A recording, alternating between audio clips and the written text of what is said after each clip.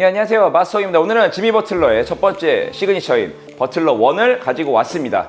출시한 정도 6개월 정도 지났는데 초반에 관심이 좀 없다가 NBA 파이널에 마이애미가 8번 시드로 또 결승까지 올라왔고, 버틀러가 어쨌든 자신의 시그니처를 신으면서 굉장히 좋은 모습을 보여줬기 때문에 많은 분들께서도 궁금해 하셔가지고 많은 댓글을 달아주셨더라고요. 그래서 준비했으니까 영상 보시면서 직구가 좀 어려우니까 그런 고민들 함께 하시면 좋을 것 같습니다. 먼저 사이즈입니다. 저는 사이즈는 정 사이즈를 추천을 드리겠습니다. 발볼이나 발등도 적당히 여유가 있고요. 길이감도 약간 길긴 하지만 적당히 나름대로 나쁘지 않기 때문에 웬만한 분들이 정 사이즈를 신으시면 편안하게 신을 수 있지 않을까라고 생각을 하고 있습니다.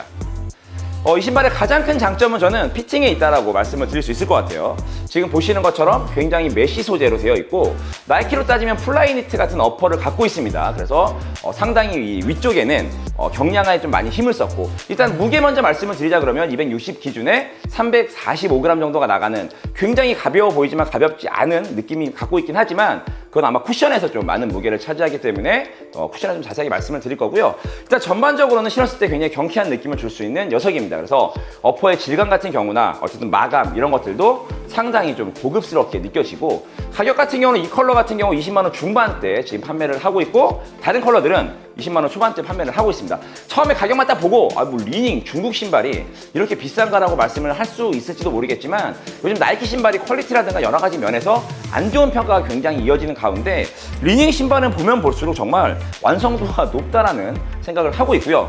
이제는 뭐 중국 신발이다 어쨌든 이런 느낌보다는 굉장히 깔끔하고 고급스러운 신발이라는 걸 느낄 만큼 가격비 어떤 그런 느낌들은 좋으니까 그런 것들도 한번 고려해 보시면 좋을 것 같습니다.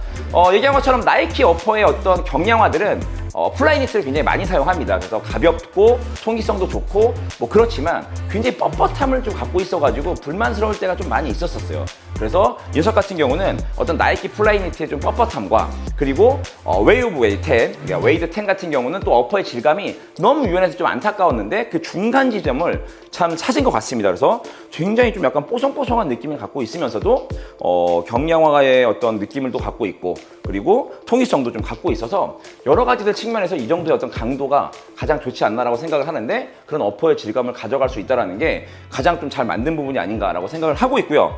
그리고 어퍼의 질감이나 이런 것들이 약하기 때문에 지지력이나 이런 것들이 약할 수 있는데, 슈레 시스템이라던가 이런 쪽에 보강을 좀 하면서 이게 보시면 좀 약한 부분들에게는 조금 더 다른 질감들로 덧대서 이런 어떤 지지력이라든가 이런 측면을 좀 많이 보강한 게 굉장히 큰 디테일과 좋은 점이라고 말씀을 드릴 수가 있을 것 같습니다.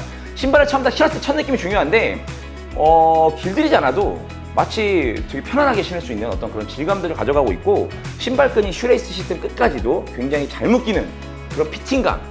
우리가 리닝, 뭐 최근에 아까 계속 얘기가 나오겠지만 웨이 오브 웨이드 10 같은 경우는 피팅이 굉장히 좋았습니다. 그런 피팅감을 그대로 가져갈 만큼 좋은 느낌을 가져가고 있고, 신발의 전체적인 쉐입을 보시면 약간 밑에 쪽으로 좀 가라앉고 지상고가 높지 않는 느낌이기 때문에 신었을 때 이 착화감이 괜찮습니다. 발에 딱 말리는 그런 느낌들, 그런 느낌들이 괜찮고, 실컵 같은 경우도 안쪽에 깊숙이 파여져 있고 쿠셔닝도 괜찮고, 그리고 제가 실컵에서 항상 강조하는 거, 실컵이 유연한 걸 되게 싫어하기 때문에 보시면 이렇게 플레이트를 강하게 넣습니다. 그래서 전반적인 신발의 유연함을 가져가지만 힘을 받는 이런 사이드에도 그렇고 앞쪽에 톱박스 부분도 그렇고 굉장히 디테일에 신경을 굉장히 많이 쓴 녀석이에요. 반대쪽을 잠깐 보여드리면 컬러도 오른쪽은 이런 민트색과 이렇게 신발끈을 갖고 있고, 반대쪽은 이렇게 핑크색 같은 계열로 나와서 이런 끈들, 이렇게 컬러감, 이렇게 진짜 예쁘지 않습니까?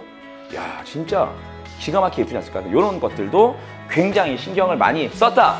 디테일에 굉장히 지금 좋고 풀탭도 달려있고요. 그래서 이런 여러 가지 측면들이 고급스러운 신발이라는 건 이런 게 아닌가라는 것들을 보여주는, 약간의 옛날 리닝은 비싸기만 했는데 이제는 그런 것들을 좀 많이 품질 수 있는, 퀄리티를 많이 느낄 수 있는 그런 마감들을 갖고 있는 게 굉장히 큰 장점이다. 하여튼 마감이 너무 좋아요. 그래서 계속 입에 침이 바르도록 말하고 있는데, 하여튼 그런 것들이 있고, 이제 버틀러의 로고들이 잘 들어가 있습니다. 그래서 위쪽에 좀 유연하고 좀 경쾌하고 나는 좀 빠른 신발들을 원해하는 분들에게도 좀 좋은 착화감을 줄 수 있는 느낌을 가져갈 수 있을 것 같고요. 접지력 같은 경우는 착화에 대해서 자세히 얘기를 하겠지만 몇 번 뛰어본 느낌으로는 상당히 좋습니다. 이미 벌써 패턴들도 나쁘지 않고 삐빅 소리를 엄청나게 내면서 잘 달리고 있고, 밑에 쪽에도 이 카본 플레이트 정말 크게 들어가 있어요. 그래서 계속 말씀드리는 건 위의 유연함들을 이 밑에 쪽에 뒤틀리지 않는 안정감을 가져가면서 버틀러가 어떻게 보면 그렇게 좋은 미들슛을 장착하지 않았을까라고 생각을 하는 만큼 이 사이드의 강한 플레이트와 함께 밑에 쪽에도 플레이트가 들어가서 뒤트림의 안정에도 굉장히 신경 쓴 모습이 보입니다.